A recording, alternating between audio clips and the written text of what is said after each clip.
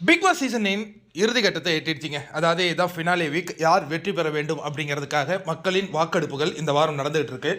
இப்போ கானா வினோத் வெளியில் ஒரு இன்டர்வியூ கொடுத்தாரு. அவர் யார் நீங்கள் இப்போ ஜாக்லின் தான் கேட்குறாங்க அந்த கேள்வியை. நீங்கள் பணப்பெட்டி எடுத்துகிட்டு வந்துட்டீங்க, சரி யார் ஜெயிக்கணும்னு இப்போ நினைக்கிறீங்க அப்படின்ன உடனே அவர் சற்றும் யோசிக்காமல் சபரி அப்படிங்கிற அந்த பெயரை சொன்னார்.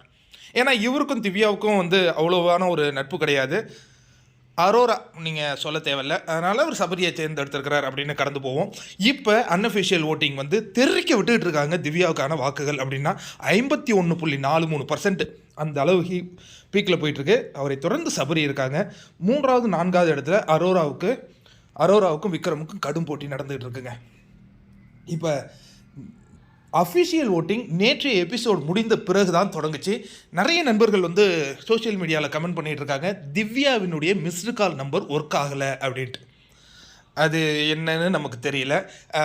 சில பேர் ஷோ நடந்துக்கிட்டு இருக்கும்போதே அதை ரிங் பண்ணியிருந்தா அது போயிருக்காது. ஏன்னா அந்த எபிசோடுக்கு பிறகு தான், நேற்றைய எபிசோடுக்கு பிறகு தான் ஓட்டிங் தொடங்குது. அந்த நேரத்துக்கு பிறகு தான் உங்களுக்கு அந்த மிஸ்டு கால் நம்பர் ஒர்க் ஆகும். இப்போது ஒர்க் ஆகுதா அப்படிங்கிறத சொல்லுங்கள். ஏன்னா நேற்று சோஷியல் மீடியா முழுவதும் அந்த ஒரு நிகழ்வு இருந்தது. அதாவது ஒரே கண்டஸ்டன்ஸ்க்கு அதிகப்படியான வாக்குகள் நம்ம போடணும் அப்படின்னு டயல் பண்ணாலும் அந்த இடத்துல அது பிஸி அந்த மாதிரி இருந்திருக்கும். இப்போ அது சரியாயிடுச்சா அப்படிங்கிறத நீங்கள் கண்டிப்பாக கமெண்ட்டில் சொல்லுங்கள். சபரியை பொறுத்த வரைக்கும் அவருக்கு உள்ளே இருக்கிற கண்டஸ்டன்ஸில் நிறைய பேர், அதேமாதிரி வெளியேறிய கண்டஸ்டன்ஸ் நிறைய பேர் அவர் ஜெயிக்கணும் அப்படின்னு நினச்சி அந்த சோஷியல் மீடியாலேயும் அவங்களும் போஸ்டர்லாம் போட்டுக்கிட்டு இருக்கிற அந்த காட்சிகள்லாம் பார்க்குறோம். பரபரப்பான இறுதி வாரம். அதாவது 2 பேருக்கு நடுவில் தான் போட்டி. ஒன்று திவ்யா, இன்னொன்று Sabari.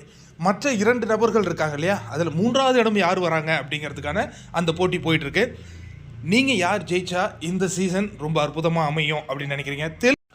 Big Boss season 9 Telugu முடிஞ்சது இல்லையா, அதுலேயும் பார்த்தீங்கன்னா அன்அஃபிஷியல் ஓட்டிங்கில் ஒரு பெண்மணி தான் லீடிங்கில் இருந்தாங்க. ஆனால் வெற்றியாளராக 2வது இடத்துல இருந்த நபரை தான் நாகார்ஜுனா அறிவித்தார். அதனால் அன்அஃபிஷியலை இந்த வாரம் நம்ம பெருசாக நம்ப முடியுமா என்னன்னு தெரில. அஃபிஷியலில் நீங்கள் மிஸ்டு கால் கொடுங்க, ஹாட் ஸ்டாரில் ஒரு ஓட்டை டெய்லி போடுங்க, ஓகேவா?